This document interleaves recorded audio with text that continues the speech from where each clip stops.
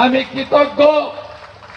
মমতা দিয়েছিল 10 লাখ, আমি এনজিওর মাধ্যমে 10,01,000 টাকার চেক নিয়ে গেছিলাম।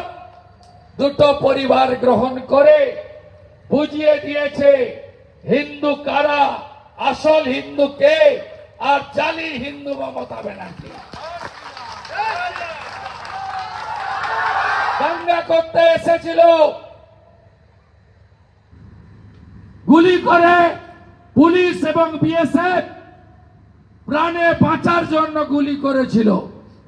তাকেও বলছেন হরগোবিন্দ দাস যা, চন্দন দাস যা, আর ওই দাঙ্গাবাজও এক। আপনি আজকে বলেছেন শামশেরগঞ্জের মৃত পরিবার দাঙ্গা করতে যে গেছিল, যে বাড়ি থেকে ডেকে এনে চন্দন দাস, হরগোবিন্দ দাসকে পশু কাটার ধারালো ছুরি দিয়ে জবাই করার মতো কেটেছে, তার বাড়িতে নাকি আপনি চাকরি দেবেন। আমিও বলে গেলাম আপনাকে হারিয়েছি, আমিও এই পরিবারকে চাকরি দেব। আপনি পারলে আটকাবেন।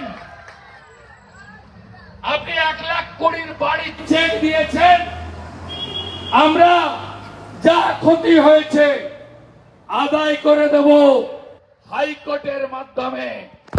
আপনারা নিশ্চিন্ত থাকুন। আপনি ওখানে ভাষণে বলেছেন বিজেপি দাঙ্গা করে, বিজেপি দাঙ্গা করতে গেছিল। আপনার শান্তির ছেলেরা ওয়াকফ অ্যামেন্ডমেন্ট বিলের সঙ্গে এই পরিবারগুলোর কি সম্পর্ক আছে? মোথাবাড়িতে লাইভ করছে, বলছে পুলিশ তো আমাদের, মানে মমতার পুলিশ, এরা গুলি করবে না। হিন্দু শেষ করো, জয় শ্রীরামকে মুছে দাও। দেখেননি আপনারা লাইভে? মোথাবাড়ি যারা আছেন হাত তুলুন, হাত তুলুন আপনারা। জয় জয় শ্রীরাম, জয় জয় শ্রীরাম। লড়াই হবে। আজকে ধুলিয়ান শামশেরগঞ্জে কি করেছে ভাবতে পারবেন না। কাল থেকে বলছেন বিএসএফ 11 তারিখে বিএসএফ যদি না থাকতো আপনার 35টা পুলিশ আহত হয়েছে, আপনার পুলিশও সেদিন শেষ করে দিত এই দাঙ্গাবাজরা। আজকে ধুলিয়ান শামশেরগঞ্জ বলুন, মমতা পুলিশ চাই না কেন্দ্রীয় বাহিনী চাই? বলুন, কাকে চাই? আপনাদের বাঁচিয়েছে কে? কে বাঁচিয়েছে?